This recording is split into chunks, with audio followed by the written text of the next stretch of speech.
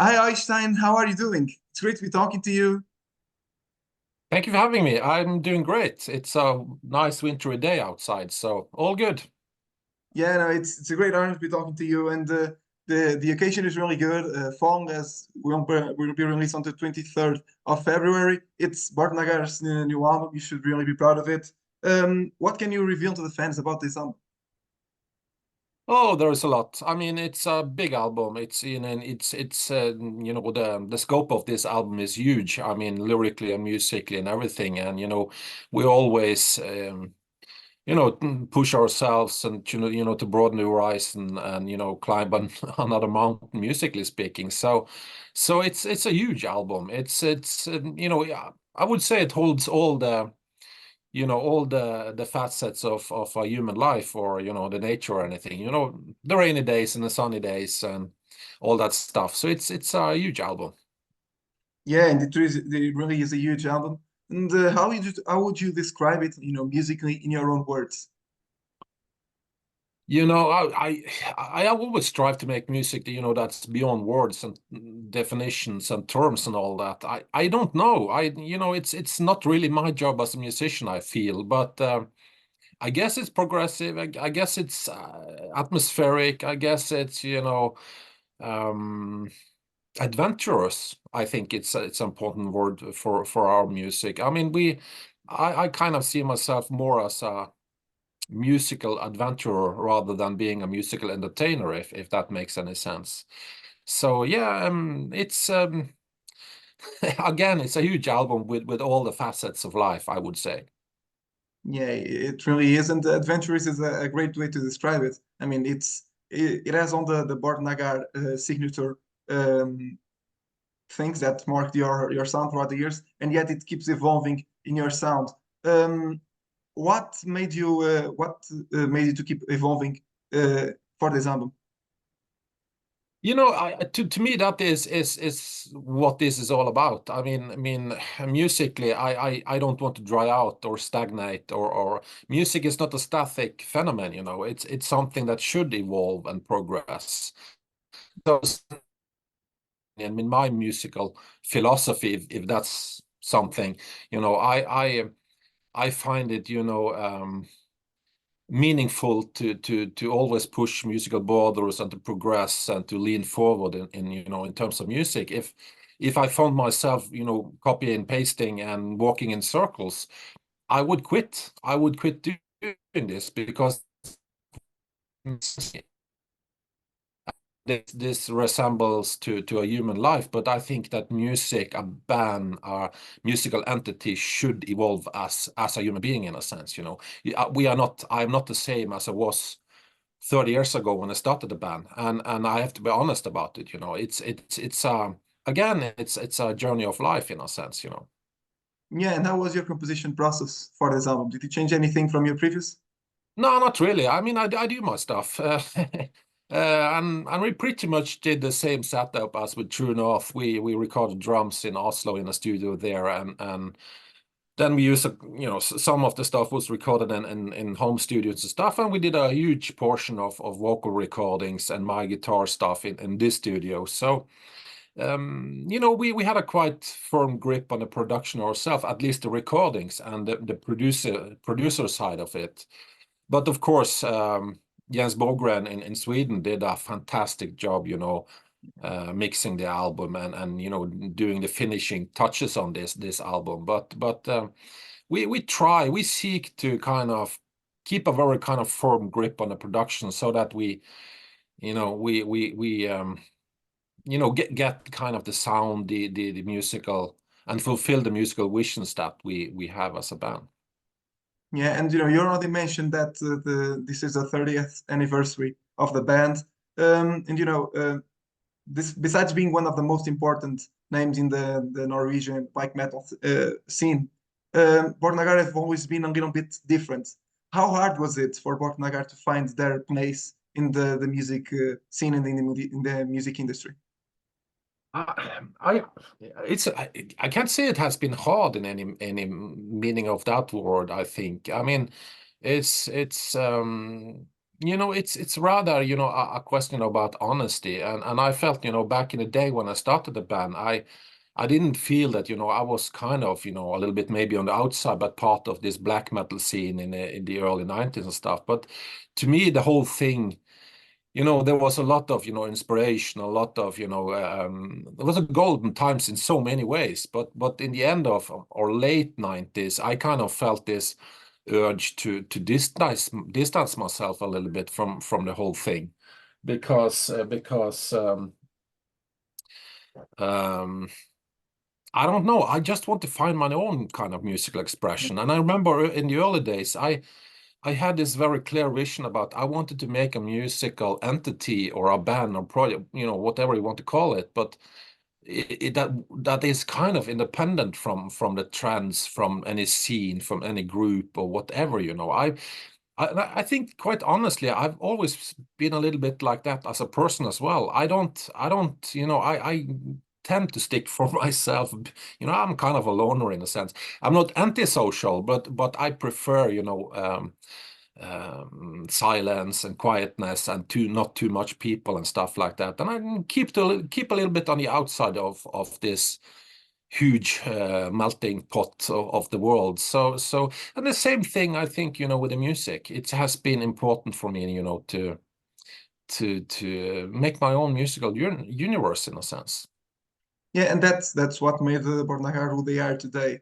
They don't fit into any box. They are like Mm. metal, but they are way too progressive to be just like metal. They are progressive, but they are too extreme to be just progressive metal. It's one of the things I most admire about Borknagar.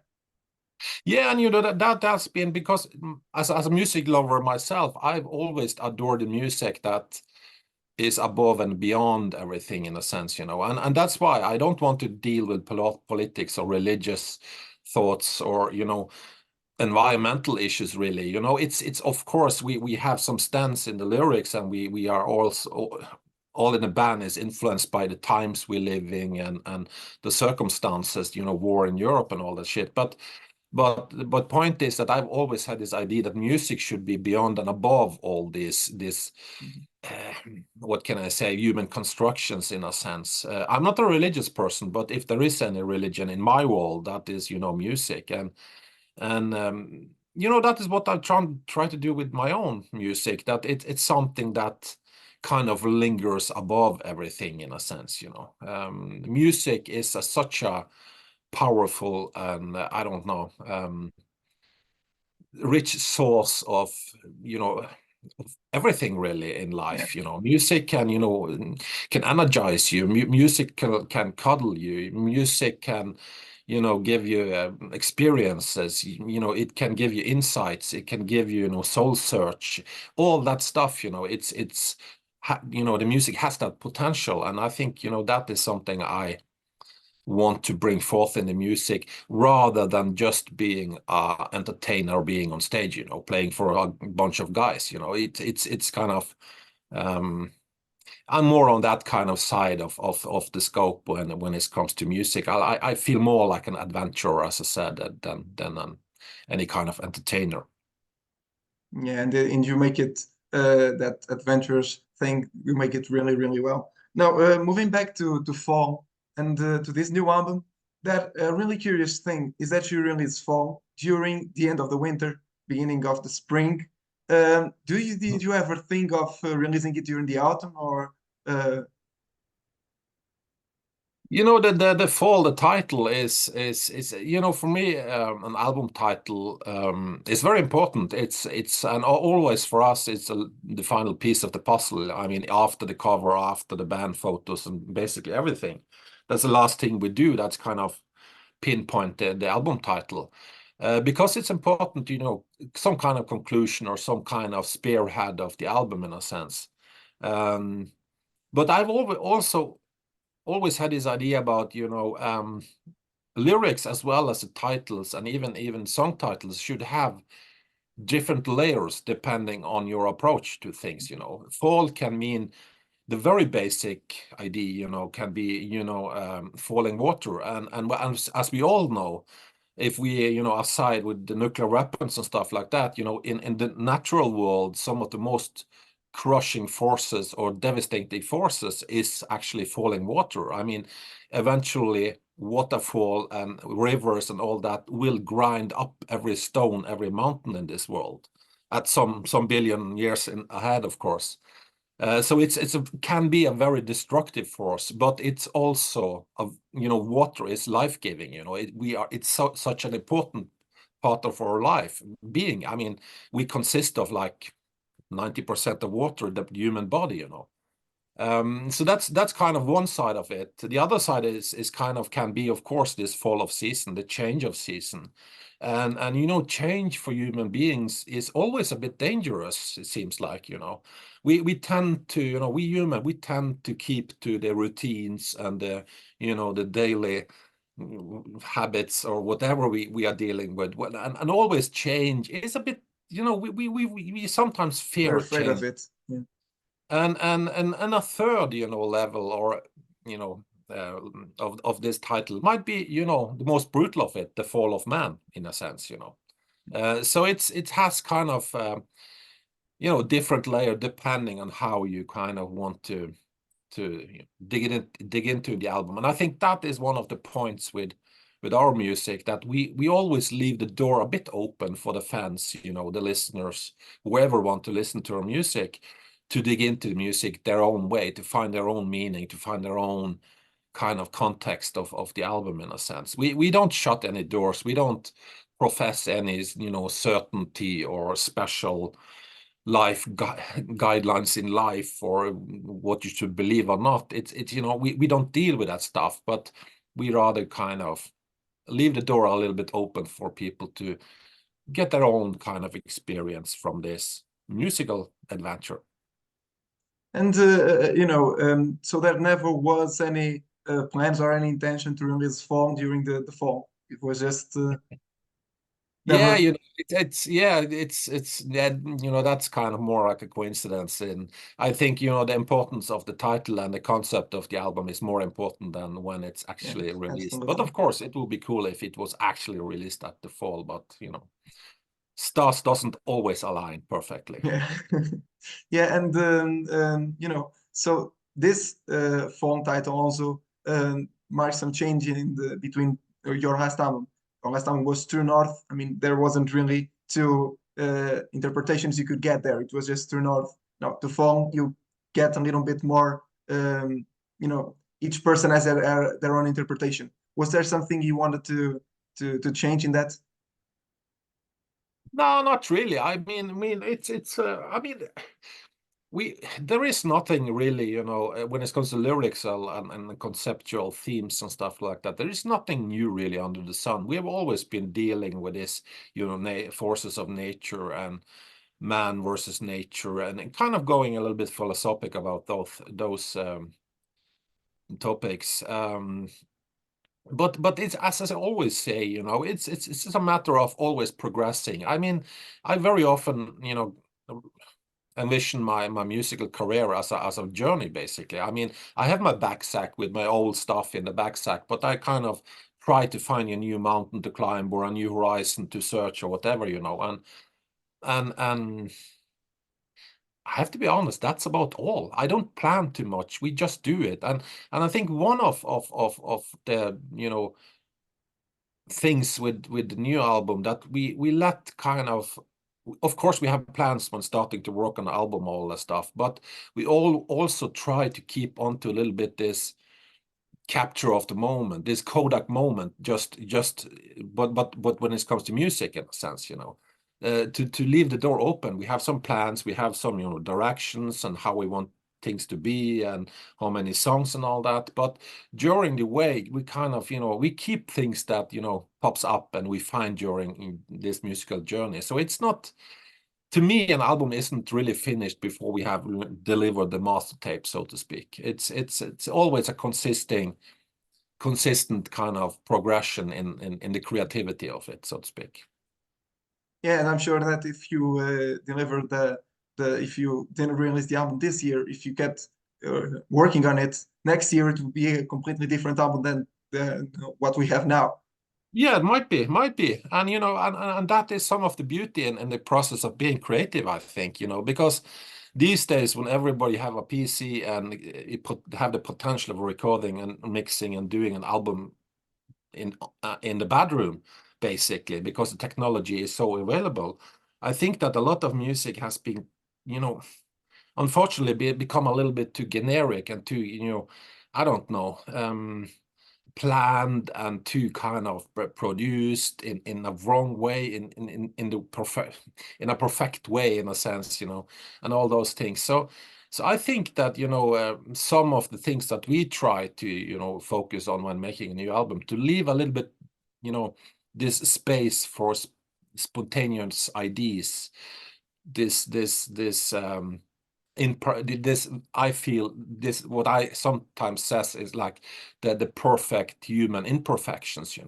Sometimes the coolest vocal lines or the coolest riffs might be a mistake, but it sounded cool the way it happened to, you know. So it's those things is very important for me, and this kind of rigid world of music. And I think, streaming service and all of that, it's getting more and more generic, the whole thing, in my opinion. So not everybody, of course, but a lot. So for me, it's very important to keep on to this very human side of music. Yeah, and well, now that you mention it, there's a song in Fall. I think it's about the fourth or fifth song. I can't really remember the name. That you have like one of those little perfect imperfections. It works just so well. Just one dissonant note in a Yeah, part after the chorus or something like that. It works just so perfect. yeah, Now that yeah, you mention yeah. it, Yeah, and those things, and in just because it's so simple these days to make things perfect. I mean, when it comes to guitar or vocals, you can tune everything to death. You can make everything sound just 100% perfect in regards yeah, to music theory and tones and scales and all that stuff.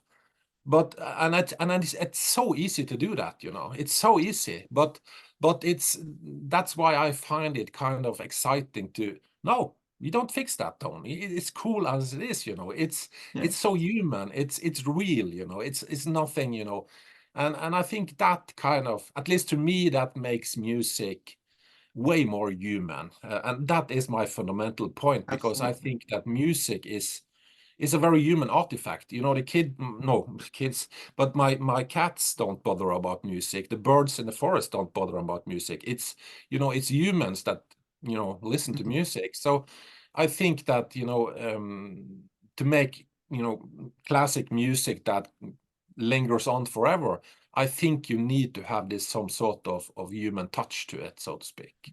If it gets too generic, too programmed, too tuned, too compressed and all that stuff, it's not human anymore. Then it's a construction. And I think that is not what, at least what I seek when I want to listen to music. I don't want to listen to perfection. I want to listen to a human experience, a human creation. That is what I want to listen to, not a perfection. Yeah, exactly. And that's the perfect definition for Fall, I think. Now, you already mentioned that the artwork of Fall, I mean, it's a masterpiece. I mean, and it's also your most abstract artwork ever. What kind of directions did you give to Henry Cantor so he could create this masterpiece? Not much, to be honest. I mean, the cover is, I would say, is a statement of a genius artist. That's my answer to it, really. But we talked, of course. We had a good long discussion on the phone, and we talked about music, of course, and we talked about everything else as well, just to get to know each other and stuff. Mhm. But the only thing I told him, to Eleron, was that I want, the cover to somehow portray the wild, untamed nature, the brutal forces of nature. The other thing I basically said was, I want something to remind about humanity, not a human being, not a body, not a face or a head or anything like that, but just something that reminds about human activity or presence or anything like that. That was all, basically. And 1 month after, I got this artwork back, and it just blew me off the chair. I think it's wonderful. It's so, yeah, it's so I mean, perfect for this album, lyrically and musically and everything, I think. And of course, he got the chance to listen to the demos we had and the lyrics he had, So he was really, he worked his way into the music, into the lyrics in order to be able to pull off this artwork. But it's again, it's really a statement of a true, genuine artist. Yeah, it really is, and it fits the album perfectly, as you said. Mm. Now, this album also keeps the same lineup from your previous album from True North. Do you think that you finally found your finest form? I hope so. Yeah. At this moment in time, it really feels so, and we are a really good bunch of guys. I think we both musically, but also personally, we are different in many ways. We are, all that stuff, but musically and as friends and all that, we have a really good, it's a really good and creative atmosphere between us. So I really hope that we can keep on doing this for forever, basically. But let's see how life unfolds. Yeah, and speaking of live, one of the things you are going to start doing now is promoting this album live, I think, right? What touring plans do you have for so far? Um, yeah, we have a bunch, we have some videos coming. We just released a couple of videos. We have, I guess, one more video coming. And this year we were gonna do a bunch of festivals in Europe, in Norway, Inferno festivals, and a bunch of others. And then we're also planning a European tour with a quite big band. I can't say too much because it's not official yet, but it will hopefully be announced this month. Yeah, and I guess 2024 is quite busy for us already, and then we are looking at some options to do USA and maybe South and Latin America next year, 25, something like that. So it will be enough to do, Yeah, so to speak. yeah, it sounds good. And if the chance to come to Portugal, you've got the chance, don't waste it. I would love to see you here. I'd love to talk to you personally. No, so if the chance comes, don't waste it. Yeah, we will definitely try. I don't remember a routing on this tour, but I think that we are. Yeah, let's see. But I think so. We are going to Portugal. I'm not sure, but I think so because it's all over Europe basically. But let's see. Yeah, sounds good. Now, you already talked about your music videos. You already have Nordic Anthem and Summits released so far. Do you think that those songs are representative of the album? Oh yeah. All the songs is representative of the album, I would say. But it's one of the things that I think it's cool with this new album is that there is a quite a big of diversity on the album. Different songs with different kind of persona in a sense and different atmosphere, but still they feels as this songs from the same album, in my opinion. So it's a very kind of diverse and broad album in my opinion, and that is what it is. We if you want generic black metal, with perfection, you have to look and somewhere else. But if you want, a interesting musical journey with, a lot of diversity and broad horizons and all that, maybe check out our new album. Yeah, definitely. And just one last question. If you had to rate all of the albums that Borknagar have released, on which position would the phone be? Oh, dude, that's important for me. Right now, it feels very good. I think it's my favorite album this far. But I also love True North. It's very hard for me to. I might be able to answer you in 10 years, something like Yeah, that. time will tell. Yeah. Time will tell. Yeah. Thank you so much, Oystein. It was an honor. Would you like to send any message to your Portuguese fans? Yeah, I hope to see you guys around, and hopefully we are going to Portugal this year on the tour I'm talking about. And of course, feel free to check out the new album, and hopefully some people in Portugal will like it as well. That would be cool. Yeah. All right, man. So, Thank you so much. It was an honor. thank you, man. Thank you for the support. Take Yeah. care. Take care.